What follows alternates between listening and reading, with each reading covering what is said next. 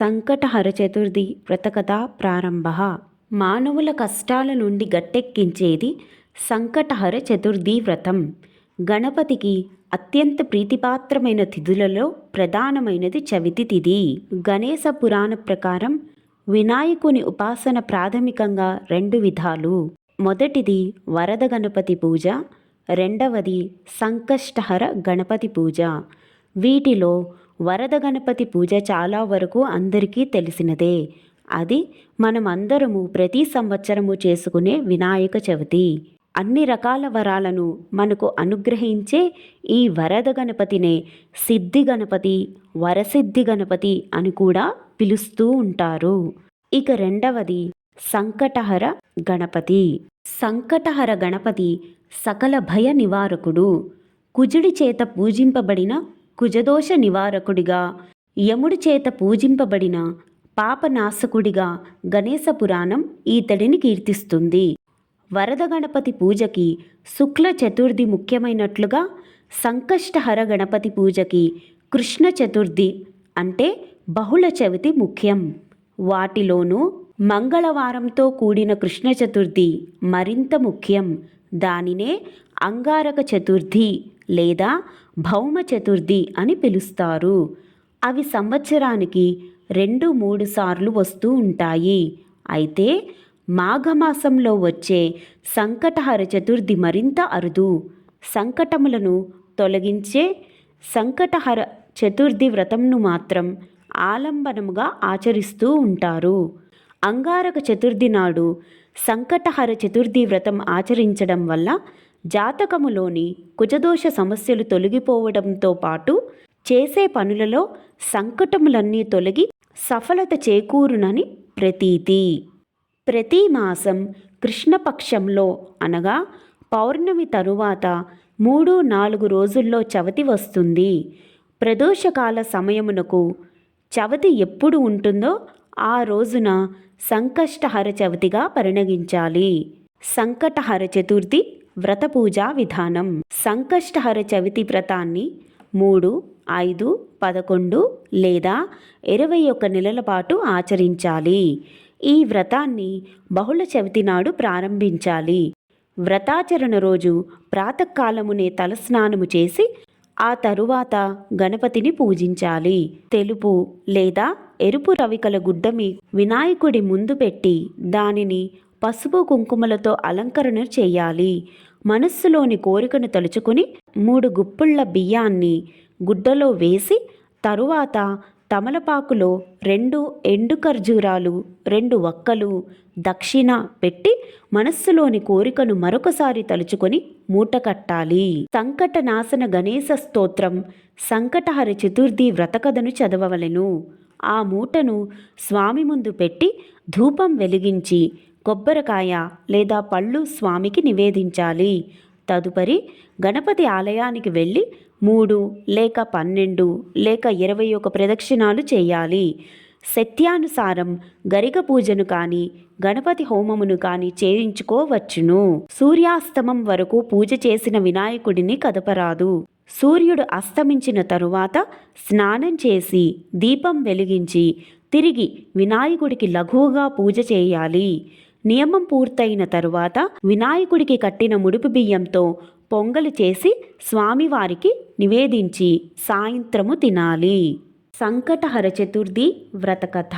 భృగండి అనే ఋషి వినాయకుని గొప్ప భక్తుడు. ఒకానొక నాడు ఇంద్రుడు తన విమానంలో భృగండి ఋషి దగ్గర నుంచి ఇంద్రలోకానికి తిరిగి వెళుతుండగా ఘర్సేన్ అనే రాజు యొక్క రాజ్యము దాటే సమయంలో అనేక పాపములు చేసిన ఒకానొక వ్యక్తి ఆకాశములో పయనించే ఆ విమానంపై దృష్టి సారించాడు. అతని దృష్టి సోకగానే ఆ విమానం చటుక్కున భూమిపై అర్ధాంతరంగా ఆగిపోవడం జరిగింది. ఆ ఇంద్ర విమానం యొక్క అద్భుతమైన వెలుగుకి ఆశ్చర్యచకితుడైన ఆ దేశపు రాజు సురసేనుడు గబగబా బయటికి వచ్చి ఆ అద్భుతాన్ని చూసి ఆశ్చర్యం చెందుతూ చూడసాగాడు. అక్కడ ఇంద్రుని చూసి ఎంతో సంతోషానికి లోనై మహారాజు ఆనందంతో నమస్కరించారు. ఇంద్రునితో అక్కడ విమానం ఎందుకు ఆపినారో కారణం అడిగాడు. అప్పుడు ఇంద్రుడు, ఓ రాజా, మీ రాజ్యంలో పాపాలు అధికంగా చేసిన వ్యక్తి ఎవరిదో దృష్టి సోకి విమానము మార్గమధ్యములో అర్ధాంతరంగా ఆగింది అని చెప్పాడు. అప్పుడు ఆ రాజు, అయ్యా, మరి మళ్ళీ ఆగిపోయిన విమానం ఎలా బయలుదేరుతుంది అని అడిగాడు వినయంగా. అప్పుడు ఇంద్రుడు, ఇవాళ పంచమి, నిన్న చతుర్థి, నిన్నటి రోజున ఎవరైతే ఉపవాసం చేశారో వారి పుణ్యఫలాన్ని నాకిస్తే నా విమానం తిరిగి బయలుదేరుతుంది అని చెప్పాడు. సైనికులంతా కలిసి రాజ్యమంతా తిరిగి అన్వేషిస్తూ ఒకరైనా నిన్నటి రోజున ఉపవాసం చేసిన వారు కనపడకపోదురా అని వెతకసాగారు. కానీ దురదృష్టవశాత్తు అలా ఎవ్వరూ దొరకలేదు. అదే సమయంలో కొందరు సైనికుల దృష్టిలో ఒక గణేశ దూత వచ్చి మరణించిన స్త్రీ మృతదేహాన్ని తీసుకువెళ్లడం కనబడింది. సైనికులు వెంటనే ఎంతో పాపాత్మురాలైన స్త్రీని ఎందుకు గణేశ లోకానికి తీసుకువెడుతున్నారు అని ప్రశ్నించారు. దానికి గణేశ దూత, నిన్నంతా ఈ స్త్రీ ఉపవాసం ఉంది, తెలియకుండానే ఏమీ తినలేదు. చంద్రోదయం అయిన తరువాత లేచి కొంత తిన్నది.